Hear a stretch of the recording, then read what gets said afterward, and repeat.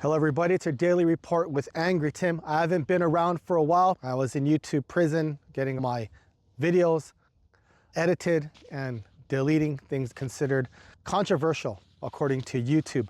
While I was gone, it looks like not a lot happened. The market kind of tanked and stayed there. XRP dropped all the way down to like $2.10, 15 cents, and it's just kind of staying there for now. Hasn't been dropping any lower since then, or hasn't gone back up either. Coin is at about, I believe, $83,000. The only big move we saw was in gold. Surprisingly, it's like $3,100 an ounce right now. Silver is almost $35 an ounce. But as far as cryptos, it's kind of tanked and just sitting there for a while. I hope none of you freaked out. None of this is financial advice. Don't take anything I say seriously. I'm just a guy in front of a camera out in the desert talking to myself. On with the news. I still believe in cryptos and I still believe in XRP. It's probably a great buying opportunity in my opinion. This is coming out of the cryptobasic.com. This is Eduardo Farina, founder of Alpha Lions Academy. He's talking about how in the future XRP will be harder to buy as the price goes up higher and higher, and eventually it'll be only for the top 1%. So this is what he has to say. Eduardo Farina has issued a bold warning. XRP may soon be an asset that only 1% of investors can afford. His predictions are based on worsening economic conditions, increasing institutional accumulation, and the potential role of XRP in the future of Central Bank Digital Currencies, or CBDCs. With major shifts happening in the financial world, could XRP really reach $100 or even $1,000? And if so, will retail investors be left behind? Let's break down Farina's analysis. They talk about institutional investors, they talk about retail investors. For you new to cryptos or investing, retail investors are just us. We're retail investors, the everyday Joe. You know, you buy couple $100 worth of stocks, couple $100 worth of cryptos. You don't buy, millions and millions of dollars at a time. So institutional investors would be like large companies, banks, where they'll buy millions and millions of dollars, at a time. So these are large corporations buying cryptos, and we are the retail investors. There's a lot of us, but it's a lot of small transactions versus a few giant corporations buying tens of millions of dollars at a time, and it can make the market spike up or drop down depending if they're buying or selling. Retail investors are struggling. Farina argues that economic instability has been increasing since 2019. With rising inflation, soaring living costs, and stagnating wages, making it harder for the average person to invest in assets like XRP. Many retail investors are living paycheck to paycheck, struggling to cover basic expenses like food, rent, and utilities. As a result, many are being forced to sell their crypto holdings, including XRP, just to stay afloat. Additionally, consumer debt is reaching dangerous levels, credit card balances are at record highs, and delinquency rates are climbing, meaning more people are falling behind on their payments. This financial pressure makes it nearly impossible for the average person to continue investing.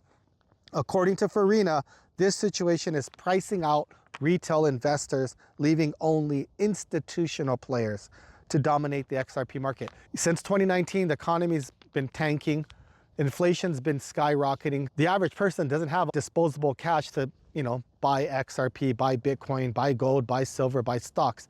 The regular person is struggling right now, right? They're barely making mortgage payments. If they have a house, insurance has gone up, their car insurance has gone up.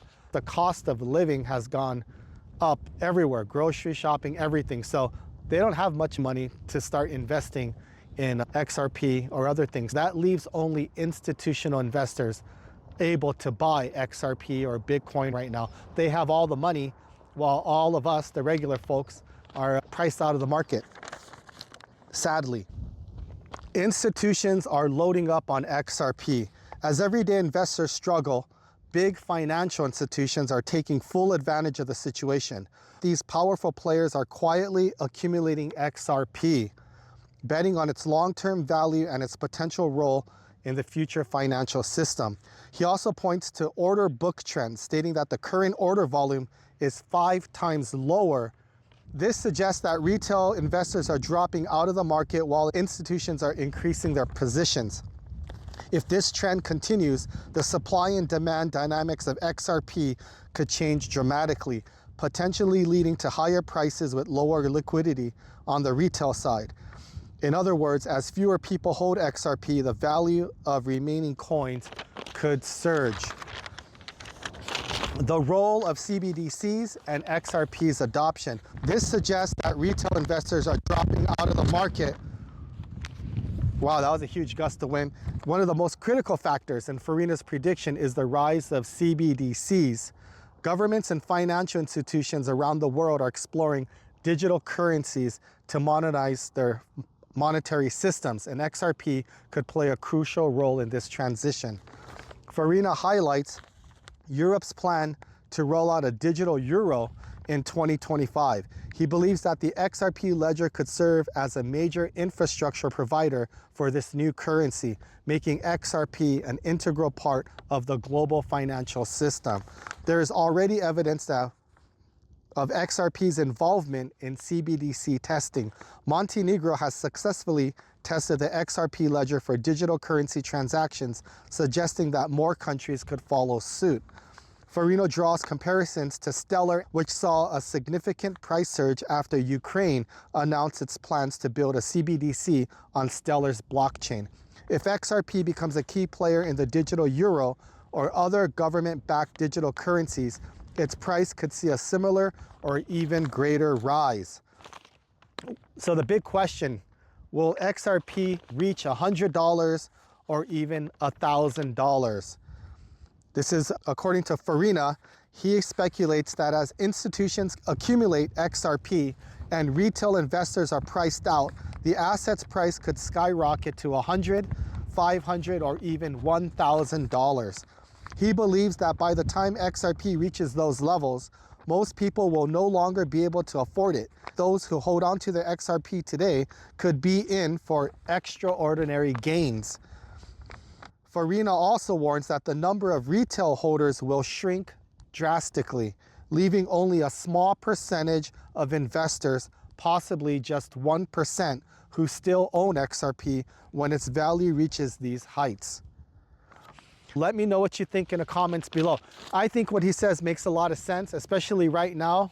The price has dropped from over $3 to almost $2. All of these institutions are buying XRP quietly to keep the price low, but they're buying and accumulating right now, as the retail investor, you and I, aren't able to buy any, or we're actually selling just to cover our other bills. Eventually, the price will continue to go up, possibly, as Farina says, $100, $500, or even $1,000 per XRP. By that time, can you imagine XRP at $1,000? How many people will be able to afford buying 10, 50, 100 XRP? He thinks 1% of retail investors will hold XRP.